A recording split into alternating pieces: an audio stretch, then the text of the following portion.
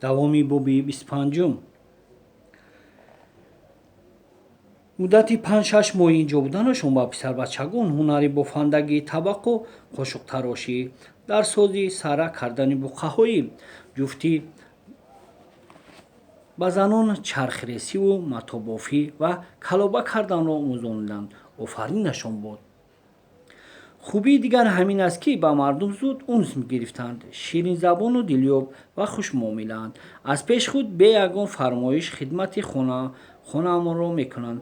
манни сардори деҳа ва одамони давлатмандро дар ҳоли хонаамонроҳ буданд, ҳамаашро таъмир намуданд. ҳатто ба баъзе хонаҳо дарҳои наву зебо сохта шинонданд.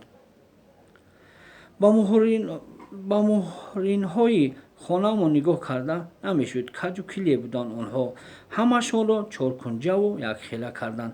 барои меҳмонхонаон як ҷевони кори калон сохта доданд. ҷиҳати дигари хубии рафторашон боз ин аст, ки агар ҳангоми корашон аз паҳлӯяшон зан ё духтар гузарад, мисли баъзе аз қафҳояшон нигоҳ намекунанд, баръакс сарашонро паст мегиранд, гӯё он зан ё духтар надиданд. хулас, ҳаматарафа ҳунарманд ва тарбиятдида буданд ёдгору зубайд. дар масъалаи зан ниҳоят бо тартиб ва як марди обиду худотарс буд. Норимбой ба занони бегона ҳавас надошт ва шавҳат намепарварид. вай қавму ақрабояшро доиман таъкид менамуд, ки ба занон беэҳтиёт бошанд, сӯяшон назари талабгорона наандозанд, то худо ҷазояшон надиҳад. бо зани мардум чӣ амале баъдӣ кардӣ, бидон, ки ин амалро ба зани ту ҳам мекунанд. ба апа ва хоҳари ту низ чунин муносибат, балки аз ин бадтарро раво мебинанд. яъне кулухандозро подош санг аст. ҳамин ду усторо худованд ба дили нияти ман мувофиқ ба деҳамон фиристодааст. аз дилаш мегузаронд Норимбой. авлодгузаштагон нек будааст, ки чунин фарзандони накуноми боифатро тарбия намуданд. чилаи ҳамонсола хунук наомад. хеле ки мегӯянд чила чилагиашро накард. гоҳо шамоли сахти афғонӣ вазида гӯшу бинии касро палмосида мегузашт. кас гумон мекард ҳоло барфе мезанад, ки замину замонро хеле зери худ мекунад. вале бо қудрати худованд шамол бо сурат мегирид. абрҳо гӯё аз якдига қар карда бошанд, пароканда мешуданд, ҳаво нарм мешуд. боз баробари осмонро пӯшонидани абрҳо гоҳо борон меборид. чила ки буд, оби кулмакҳо ях мекарданд. дар хона беаллов нишастан имконият надошт. дар оташдони меҳмонхонаи бой ҳам мезуми писта чарақазанон месӯхт. аз ин рӯ барои нишастагон хеле бароҳат гуворо буд. одатан дар меҳмонхонаи бой ҳуқуқи бигӯем, ки нонавиштаи нишастан ва хуспиданро танҳо бой, сарихуни писари калонии Норимбой, ёдгор ва Зубайд доштанд. аммо ҳамон шаб бу рӯз ёдгору Зубайд дар меҳмонхона ҳарду танҳо мехуфтанд. писарони хурдии бой ҳаққи ба онҳо нишастан ва суҳбат карданро соҳиб набуданд. танҳо хидматашонро бар ҷо меоварданд ва баромада мерафтанд. баъд аз сарфи таом-шом сарихун ҷой мекашид. боз чанд маротиб ният кард, то аз аҳлу авлоди онҳо бипурсад, то кистанду аз куҷоянд, гузашта аз ва ҳозирашон кист, вале ба ҳар ҳолат истиҳола мекард. мабодо ки малоли хотирашон ояд, мабодо аз ман биранҷанду меҳрашон канда шавад ва раяшон бигарданд. ҳарчорашон баъди хӯрокашонро хӯрдан чой нӯшида менишастанд. бар ҳар ҳолат дар худи ҷасорати пайдо намуда гапро аз дур сар кард. бой устоёдгор намедонад хуб бошад ё бад. лақайҳо як одате доранд. меҳмонро хоҳ хонда бошад, хоҳ нохонда, намепурсанд, ки кистиву куҷоӣ, аз куҷо омадиву ба куҷо меравӣ. лекин ман имшаб хуб андешида қарор додам, ки ин одати аҷдодиамонро бишканам. ба ин суханатон чӣ гуфтан мехоҳед? бой бобо пурсид ёдгор. баъди суоли ёдгор таваққуфе хеле тӯлонӣ кард бой ва ахиран ба гап даромад. рафтору кирдори ҳардуи шуморо дида ҳайратам дам ба дам меафзояд. аз ин гуфтаҳо ёдгорро дилаш таҳ кашид.